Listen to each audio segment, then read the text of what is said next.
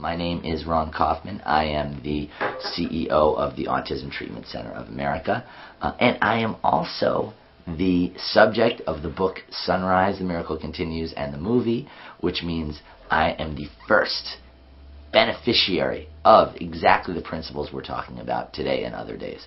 First beneficiary of the Sunrise program, because my parents pioneered the program to help me when I was diagnosed with severe autism, and ultimately it enabled my complete recovery, which you could probably guess from watching the video. So hi, I'm glad to be with you guys. We're going to talk about a very specific concept today, and it's called the Sunrise Program ABCs. The Sunrise Program ABCs.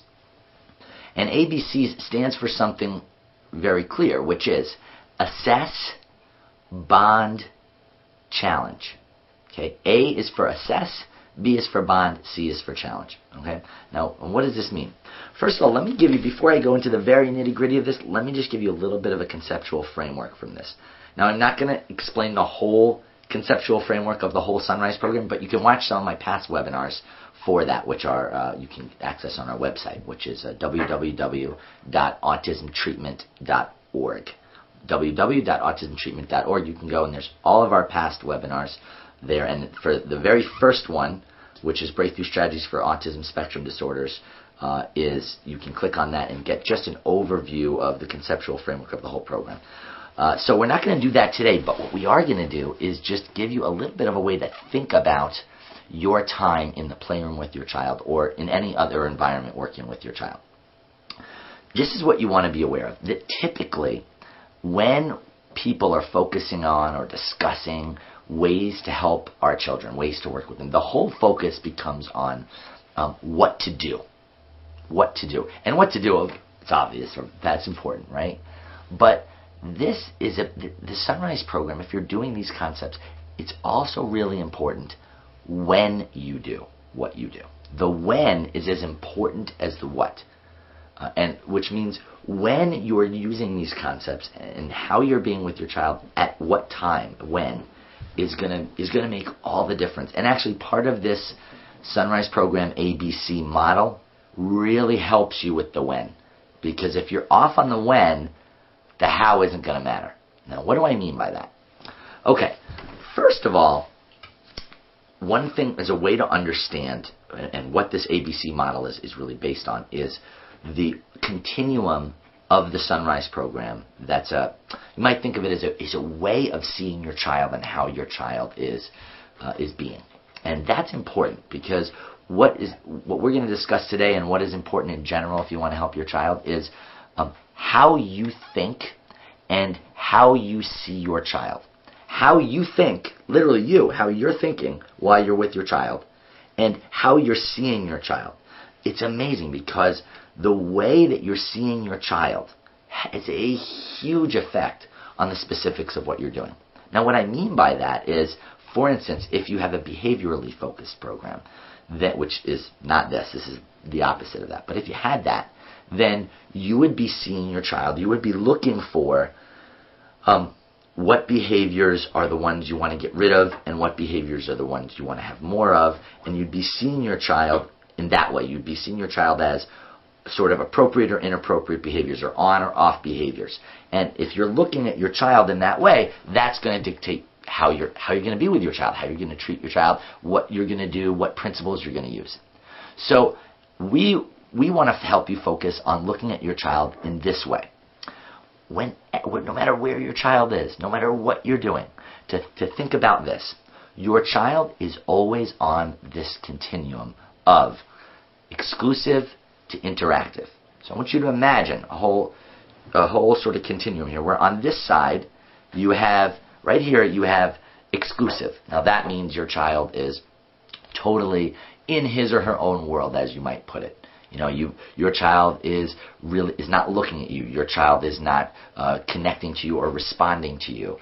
Your child doesn't have a lot of facial expression. Your child is really focusing on a particular stim, or what we call an ism, that your child is doing, meaning one of those repetitive behaviors. That we call them isms, by the way, in case you're newer and you don't know that. An ism is, for now, we'll just define it as what you think of as a stim. Although it's slightly different, we're going to leave it like that for now. So basically, if your child is doing something stimmy like that, your child is isming, your child isn't responding to you, isn't looking at you, isn't connecting with you, they're on the exclusive end of that continuum.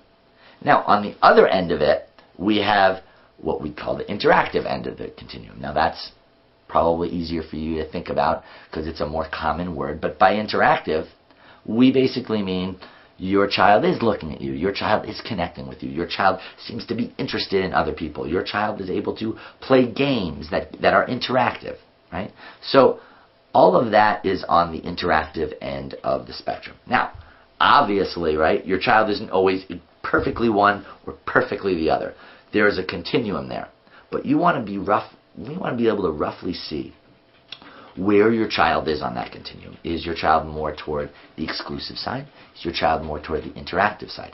That's the glasses, that's the lenses that you want to have literally from now on with your child. Because that is going to tell you all about the when. The when to do whatever, which we'll discuss in a moment. But that will tell you what to do in a given moment. If your child is more toward the exclusive end, you're going to do something completely different than you're going to do if your child is more toward the interactive end. It's going to be completely different. Okay? And again, this ABC model is going to really help you with this. So you want to be aware of that. You want to really look for that. You want to look for that more than you're looking for anything else, how exclusive or interactive your child is. That's more important than a specific behavior or specific action that your child is taking. Okay? Now, it's important to understand here that the model, that this ABC model, is not a behavioral model. Now, if you're old, if you're used to the Sunrise program, then that's not going to surprise you. But if you're newer and you're here today, then just be aware that this ABC model is not about behavioral therapy. It's not about trying to jump up one behavior and push down another behavior. So I want to be really clear with that. This model is about, okay, we want our children, we're not trying to get your children to look a certain way, to just look like the other kids or to behave a certain way. We are trying to get them to want to interact and connect with us, to want to bond with us, to want to be challenged and learn new things. We want them to want to do that and to think in a really different way, because that's what matters in the end. What our children want and how they're thinking. That's what's going to affect everything about their autism. So, one of the things, and by the way, just one other note. If you look at me, right, in terms of my history and my present, one of the things that's so great, and I got to tell you, I'm so grateful to this, and so grateful to my parents in terms of what they did for me when they did the Sunrise program. Aside from the fact that they worked so hard to help me and they pioneered something brand new. Aside from that, I'm really grateful that they did it in a way that was not behavioral, but really changed the way that I thought and the way that what I wanted and what I was motivated by. And the reason why that's so important is because as I sit here with you today, I'm not sort of scripting, oh, I'm supposed to look a certain way, oh, I'm supposed to act a certain way, because that's what the rules are. When you work with your child just trying to pump up some behaviors and extinguish others, what happens is they learn the rules, but they don't change the way that they're thinking and operating fundamentally inside them. And because of that, you can get your child to act a certain way sometimes if your child goes along with you, but what you can't do is get your child to really think the way that we think. And so for me it was great, because growing up and in adulthood, of course, I think the way everybody else thinks. We all have our own uniqueness. We all have our own things that are unique to us. But I don't have to, memorize the rules of social interaction and try and remember to put facial expression on my face, or to, when someone gives me something, I'm supposed to say thank you, or anything like that. I don't have to do any of that, because for me that just comes naturally, the way it comes naturally for you. And that's what we want for our children. And that may take a lot of learning in the short term, but that's what we want to do. That's what we want to help our children with, so that they can not learn to say the words, I love you. Who cares if they can say the words? We want them to be able to say the words and mean it, and really love you, and really know what that means and know what that feels like, right? Who cares if we can teach our children the words of a joke? We want our children to think the joke is funny and understand why it's funny. Right? Who cares if we can teach our children to say, "Hi, my name is John," to their friend? We want them to want a friend. We want them to be able to make a friend. Right? That's what this is based on, and that's what this ABC, the Sunrise Program ABCs, is going to be based on. So, let's jump right in and explain exactly what those are. Now, you're going to want something to write with, and you're going to want a piece of paper, because I'm actually going to be listing a lot of very specific questions for you to ask and things for you to think about. And I think you're going to want to write them down. So go ahead and take a moment to do that. And we will begin to discuss, what does this mean? What does the Sunrise Program ABCs mean? What does it mean? Well, okay, so we're talking about assess, bond, challenge. Now, here's the crazy thing. The assess, which is the first step, A, is actually the part where most people go astray first. Right? That's actually the biggest problem, because if we were assessing correctly, we would have a much easier time doing the rest of it correctly. Okay. So what does that mean? First of all, by assess, I don't mean you're giving your child some big written assessment. Right? We're not talking about a long 10-page evaluation. What we're talking about is what we might call a micro-assessment. And a micro-assessment means you could literally do the assessment in 60 seconds. You could do it in 2 minutes. You could, when you're good at it, you can actually probably do it in 5 or 6 seconds. But even if you can't, even if it takes you a minute or two, that's the longest it'll take you. And by a micro-assessment, we mean you can be with your child and you can literally ask yourself a few questions about your child. And we call that a micro-assessment. And when you assess your child in that way, then you will know what to do. But the problem is, it can feel, for some people, hard to know what to do when you're trying to work with your child. You know the basic principles, let's say, of the Sunrise Program. You know about joining. You know about using your child's motivation. Right? You know about focusing on social skills versus academic skills. You know all about that.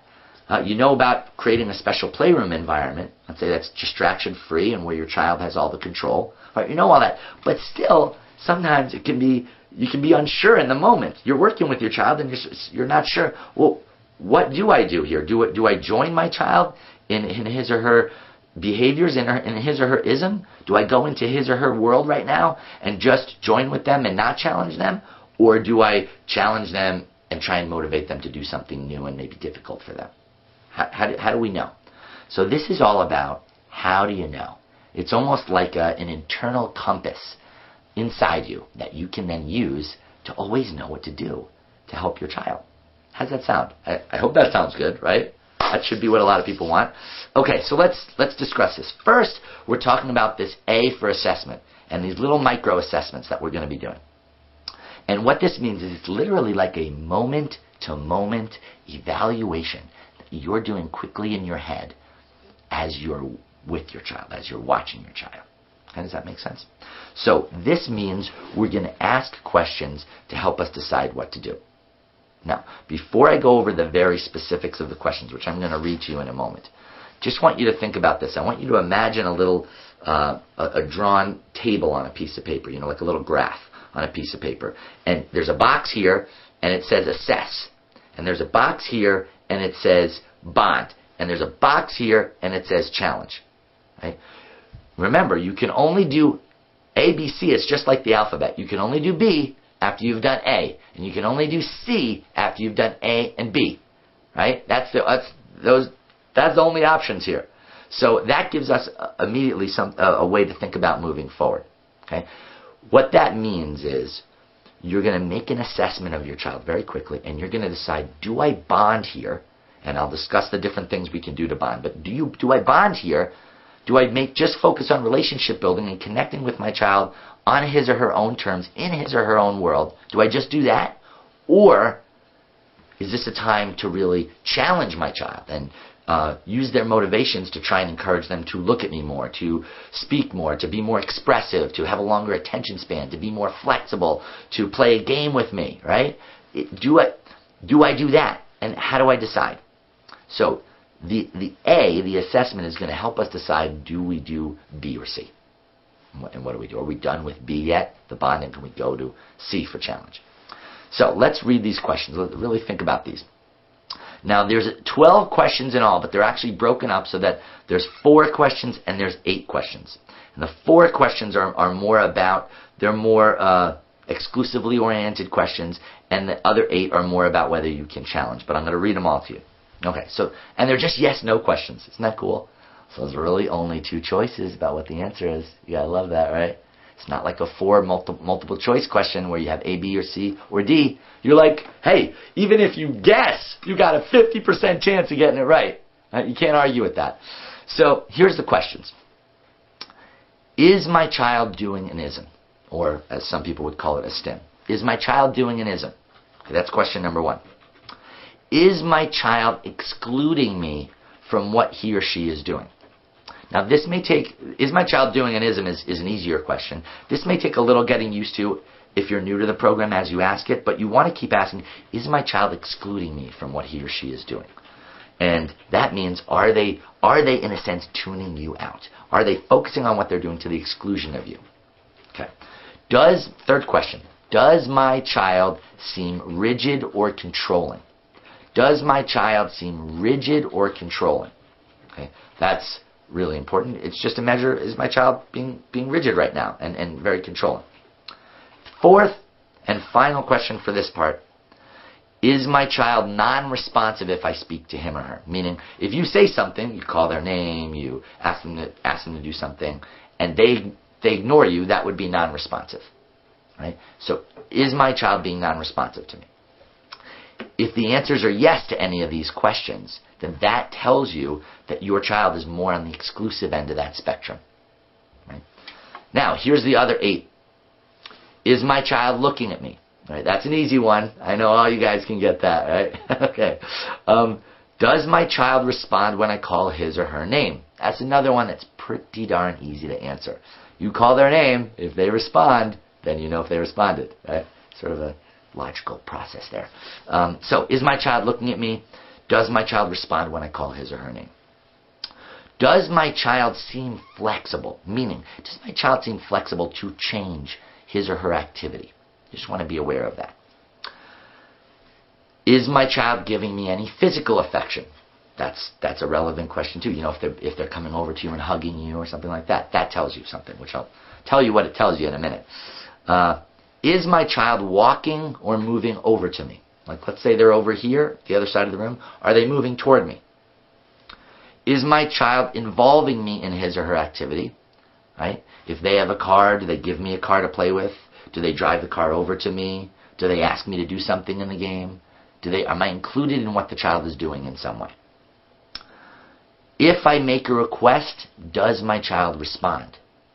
For instance, you know, if I ask them to look at me or say something more clearly, do they respond to my request? Doesn't mean, by the way, does not mean they do the request perfectly. It means, are they making an attempt to respond? So if I ask my child to say, I want water, and they say, want water, that means they're responding to your request, even though they didn't perfectly do what you asked. They're trying to. They're engaging you there. And lastly, is my child speaking to me? That's another pretty obvious one. Okay? Is my child speaking to me? Now, if the answer is yes to these kinds of questions, your child's more on the interactive end of the spectrum. Okay. So, you're going to be asking those questions, and if you're getting if you're getting yeses to the first bunch and no's to the second bunch of questions, you don't have to ask all of them, by the way. You can pick a couple of those questions to ask yourself. And eventually you'll get so good at this, you won't have to run through the questions. You'll get an immediate feel of, is my child more interactive or is my child more exclusive? But these questions are helpful starters for micro-assessing. Now, if your child is saying, if there's no to the first questions and yes to the second, if it's yes to the first questions and no to the second, your child's more on the exclusive end. And if there's no to those first 4 questions and yes to many of the second questions, then your child is more toward the interactive end. Okay. So that's why you're going to want to ask yourself. And I just want to really reiterate, don't get all rule-bound and hung up on this, right? Your child might say no to some questions and yes to others. You don't have to ask all 12 questions every second that you're looking at your child. You won't be able to do anything if you do that. But as you look at your child, you're gonna start to notice, well, is my child looking at me? Is my child talking to me? Is my child responding to my requests? Oh, they're not? They must be more exclusive. Oh, is my child looking at me more? Is my child being more responsive? Is my child being more flexible about changing their game? Oh, then they're more interactive. And then you'll start to get some help with that. Now, what do you do with this? What do you do with this? If you're getting answers that tell you your child is more toward the exclusive end of the spectrum, you are going to focus on the second box, which is B for bond. And bonding, that's a key to the Sunrise program. That's so important. It's such a wonderful, sweet, loving way to be with these kids. And it's also an incredibly effective way to help a child, especially on the autism spectrum. And this is something I must tell you, there is just no other methodology on the planet. And I've now gone and seen even methodologies that people tell me are similar to Sunrise program. Nobody touches this. Nobody touches it. Nobody even looks at the child on an exclusive to interactive spectrum. I've never seen it. So I think this is a really important component to any program. And the bonding is one of the most important pieces. It's one of the things that makes this way of working with children so unique. Because it's all about really relationship building on the child's terms. Really about creating a bond with the child. It's not about behavior change. It's about creating a relationship. Okay. So there's several ways to do that, which we'll talk about. One is to join. Now I'm not going to do a huge explanation of that because you can go to Breakthrough Strategies and hear more about that. But joining is what we do when a child is isming, or stimming as some people call it. When a child's isming, then we're going to literally join them in their world. We're going to show them that we're interested in what they're interested in. We're going to build a connection on what they're already excited about. And that means we're going to do what they're doing. We're going to get as excited about it as they are. We're going to join in with them. If a child's flapping his or her hands, we're going to flap. If a child's lining up cars, we're going to line up cars. If a child is highly verbal and is talking all about architecture and buildings, we're going to talk about architecture and buildings, and we're going to get interested in what they have to say about buildings. Okay? So no matter how sophisticated your child is, chances are they're doing something that's kind of ismy and kind of repetitive. So we are going to do that with your child. That's what you want to do. If you're in that bond area, you're going to be joining your child in what they're doing. If you want to know more about how that works and why to do that, go to the Breakthrough Strategies webinar and certainly go ahead and buy the Breakthrough Strategies for Autism Spectrum Disorders DVD, because that has the full lecture, which is not on the website, which has all the initial principles for you to use. But for now, I just want to highlight that joining is what you're going to do there. Now, there's actually 5 pieces of bonding that we're going to talk about. One is joining. One is give control. Oh, for crying out loud, just give control. Right? If your child is controlling, which you're going to do you're going to do the assessment part. You're going to see if they're being controlling. And with that micro assessment, you see they're being controlling. You are going to give control. You're not going to try and take it. You're not going to try and pop them out of their rigidity. You're going to actually give them more control. They want to take the toy from you, let them take the toy. They want you to stand on one foot, you stand on one foot. Right? They want to go off to the corner of the room by themselves. You're not going to follow them there. You're gonna give that child control. Third, now by the way, one last thing about control, which is so interesting. Most ways that people deal with children on the autism spectrum is the more controlling the child is, the more we try and take control from them, because we're trying to break them of that. What that does, you have to understand what that does is it helps your child to be more controlling, not less.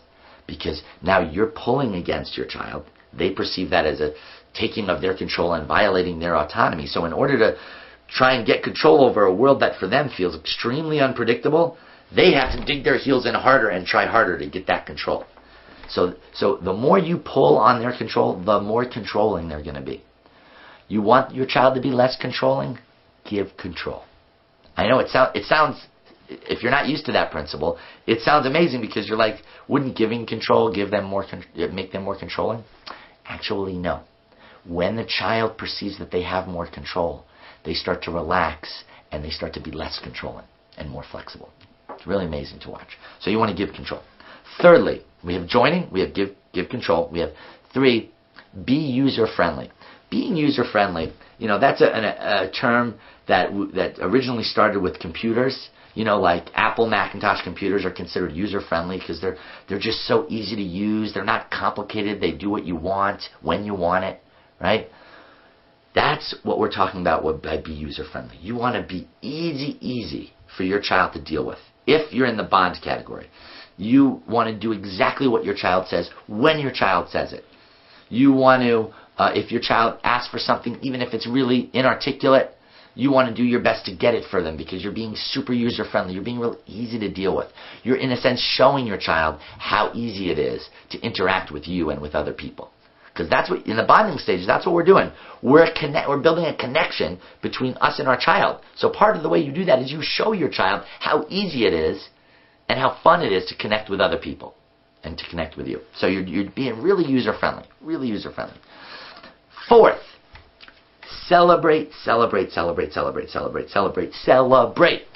I could probably say that 10 more times, and I still don't know if it would get all the way through to the other end of that camera, because a lot of people don't do this enough. Celebrate means you're joining, you're giving control, all this is happening, and your child, let's say, spontaneously then does something that's interactive. Maybe they look at you. Maybe they ask you for something or use a word with you. Maybe they smile at you. Maybe they walk over to you and put their arm around you. Right? Maybe they offer you one of their toys. Right? They do something that shows you, hey, I'm giving you some interaction. That is the key point, to just celebrate the daylights out of your child. Say it, and by celebrate, I mean just do that in a way that feels natural to you, It's not going to look exactly like the way I celebrate, right? You might go, yes, that was great, that was awesome. You might jump up and down. You might be really quiet and go, oh, thank you, that was great. Right? There's all sorts of different ways, but you're going to want to be really expressive about it, whether it's loud or it's quiet, and really celebrate every time your child does anything interactive.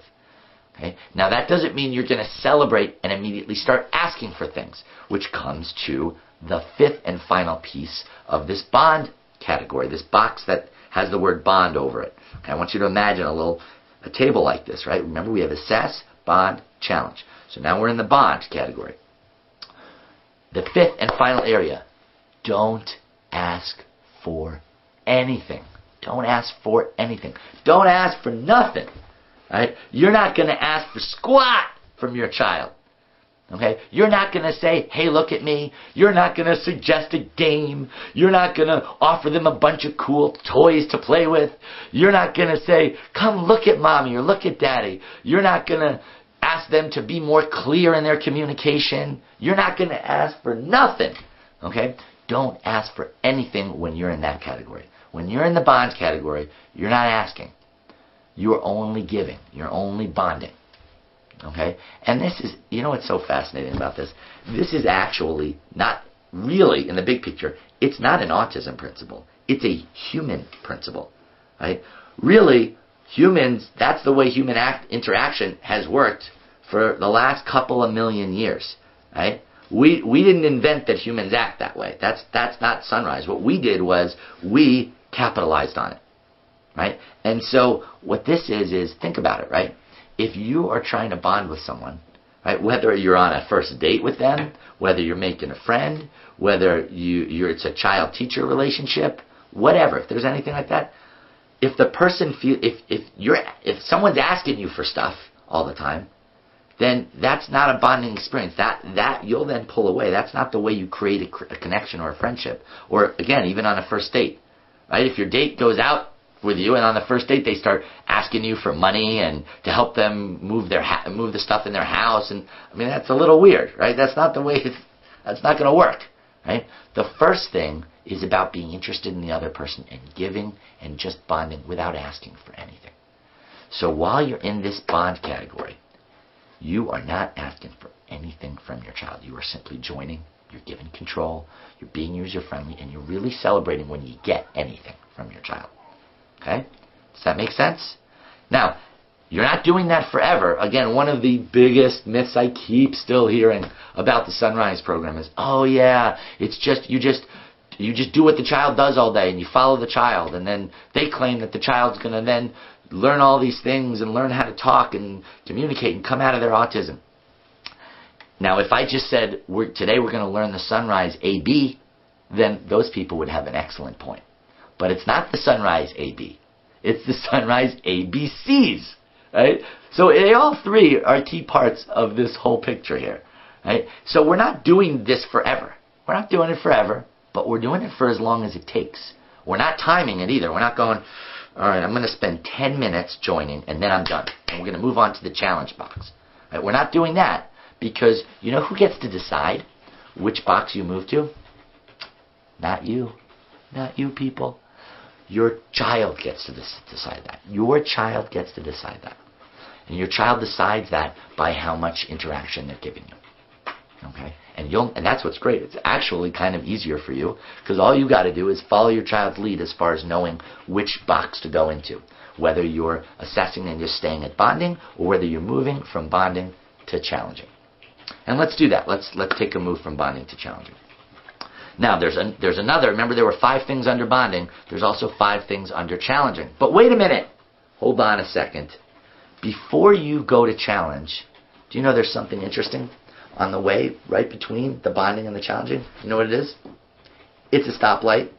Yeah, you heard me right. A stoplight. A traffic light. You know, red, yellow, green. There literally is an actual traffic light in between B and C. In between bond and challenge. There's a traffic light. So what are you supposed to do with that?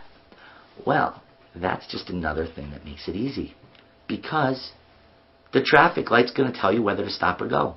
If it's a red light, you're going to stay where you are. You're going to stay in the bonding category. Right? If it's a green light, hit the gas. Then you're going to go right into challenging with gusto and with excitement. Now, how do you know whether the light's red or green? Right? How do you know whether you're going to get a green light?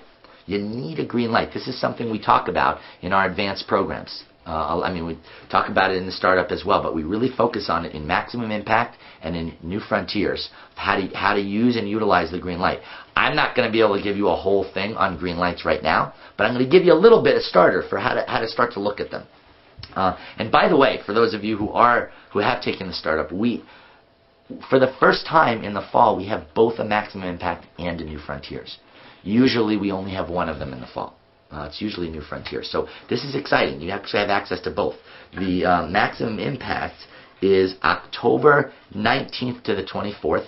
This coming October 19th to the 24th. And the new frontiers is November 16th to the 21st. November 16th to the 21st. And by all means, give us a call. You can go to autismtreatment.org, like I was saying, but you can also call us, and there's several numbers you can call us at. You can, if you're international, you can do 001-413-229-2100, and you can talk to one of our family counselors and book yourself in for one of those programs. You can also, if you're in the U.S., you can dial 1-800-714-3779. Yeah, it's 1-800-714-3779. There's another 1-800 number, which I'm going to give you too, by the way. It's 1-8... is it 887 or 877? 877. Yeah, 1-877-SUNRISE. 1-877-SUNRISE, which means 1-877-SONRISE on your phone. That make life easy for you. So you can do that and get yourself set for a maximum impact in October or New Frontiers in November or both, which I strongly recommend. This is really going to help you master this whole green light issue and how to see the green light and how to go for the green light, because we're only going to scratch the surface today. Now, we still need this. We still need this traffic light, and we're still going to decide whether it's green or it's red. Okay, remember, if it's red, you stay in that bonding box and you do the joining, giving control, being user-friendly, celebrating, and don't ask for nothing. All right, that's if there's a red light. If there's a green light, you can go to the challenging.